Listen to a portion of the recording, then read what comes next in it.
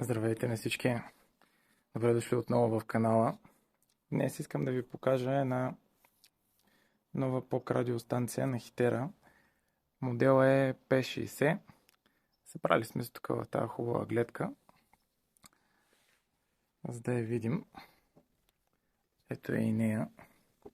Тя изглежда като предния модел P50, същия корпус. Единствената разлика в корпуса е, че отпред разполагаме с тъчскрин екран за навигация и управление на POC радиото. Също така отпред сме с камера, извинявам се да мога да фокусирам.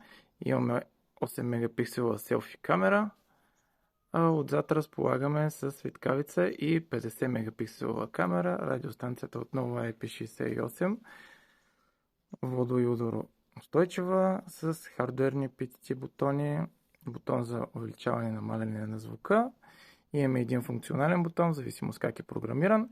В момента на тази радиостанция е програмиран да включва и изключва звука, т.е. да е мютни и съответно да е направи not available за останалите. За комуникация отгоре отново имаме селекторен енкодер и SOS бутона. Антената, радиостанцията разполага отново с GPS, Bluetooth, Wi-Fi. Нека да я запалим. Хоп, отключваме я и съответно виждаме първия екран на Android. Отгоре като плъзнем надолу виждаме стандартните неща, Wi-Fi, GPS. Тук разполагаме вече и с NFC. Нека плъзнем още веднъж надолу. Стандартните неща за Android. Тя е с Android 12. Разполага, за разлика от P50, който е 1 GB и 8 GB ROM. Тук разполагаме с 4 GB RAM памет и 64 GB място за съхранение. Като разликата и с P50 е, че тук разполагаме с eSIM. Освен стандартната SIM карта, имаме и microSD карта за разширение на паметта. Като днес искам да ви покажа и как работи Zelo, инсталирано върху Hitera P60 за бърза гласова комуникация през интернет, посредством Wi-Fi или мобилните оператори. Сега да преминем към самото приложение. Нека да го отворим. Ето как работи. В момента се активира, като той е закачен с моя профил за момента. Разполагаме напълно стандартно Zelo, както сме свикнали да го виждаме на всеки един Android. Единствената разлика е, че тук работи на POC радио, напълно функционално. Всичките бутони се хващат. PTT бутона работи out of the box. Нямаме никакъв проблем. Може да направим един тест, за да чуем самото аудио на радиото. Управляваме се и звука. Нека го сложим по средата. Мисля, че е напълно достатъчно. LZ1, Виктор Еко Кило, CQ, тест на Hitera P60, аудио през Zelo приложение. LZ1, Виктор Еко Кило, CQ, тест на Hitera P60, аудио през Zelo приложение. Ето го и звука от хитерата. Както винаги не разочарова, перфектен звук, но това се очаква и от нея. Като тук съм създал, имам 3 контакта, ехо теста, това е връзката към полиския аналогов репитър, за да мога да се чувам с колегите радиолюбители.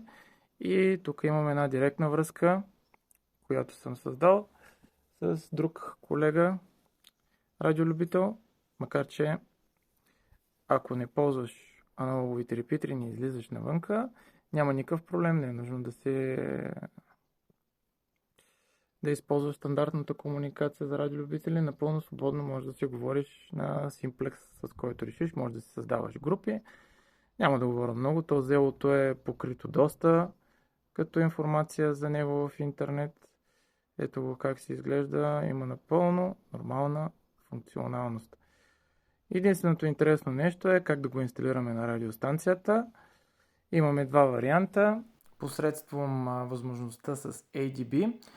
Под конзола се инсталираме приложението на радиостанцията или втори вариант, вързваме радиостанцията и тя се появява като USB Mass Storage.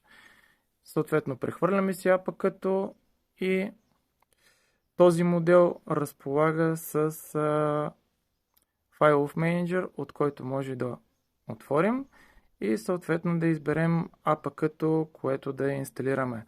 За модела P50 това не е възможно, защото там нямаме файлов менеджер. Там използваме ADB възможността, като скоро ще извадя и клип за това нещо, как да си инсталираме допълнителни приложения, като на P60 тук съм активирал и Play Store, по подразбиране не е активиран, но много лесно може да влезнем и да го активираме. Когато вземем радиостанцията за първи път, той не се показва, скрите, но ако влезнем в Settings, напълно Android меню и намерим Apps, съответно дадем да се видят всички, защото той няма да се показва. Разширим менюто и го открием.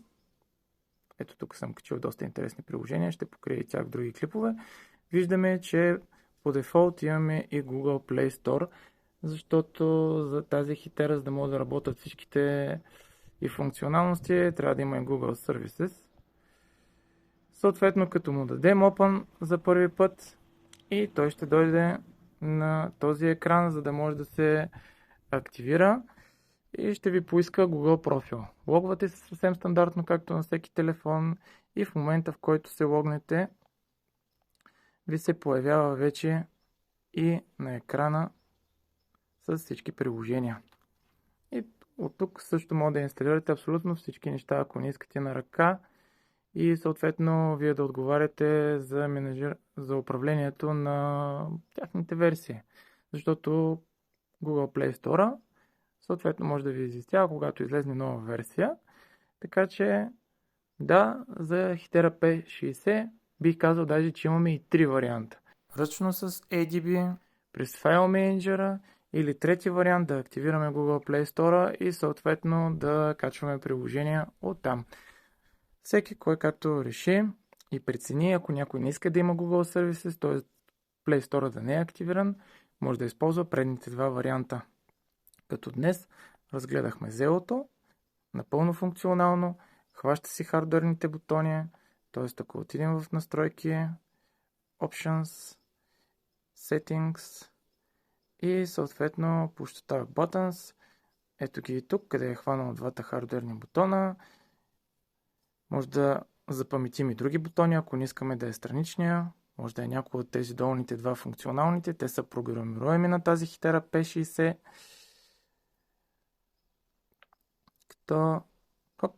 Без да искам го заключих. Като долните два бутона в момента, аз съм ги сложил като програмно така, като натисна P2, да ми излиза на начален екран, а пък ако съм някъде и дам P1, да ми върви като бек бутон, т.е. назад. Т.е. аз симулирам тези два графични бутона, ги имам и чисто хардуерно.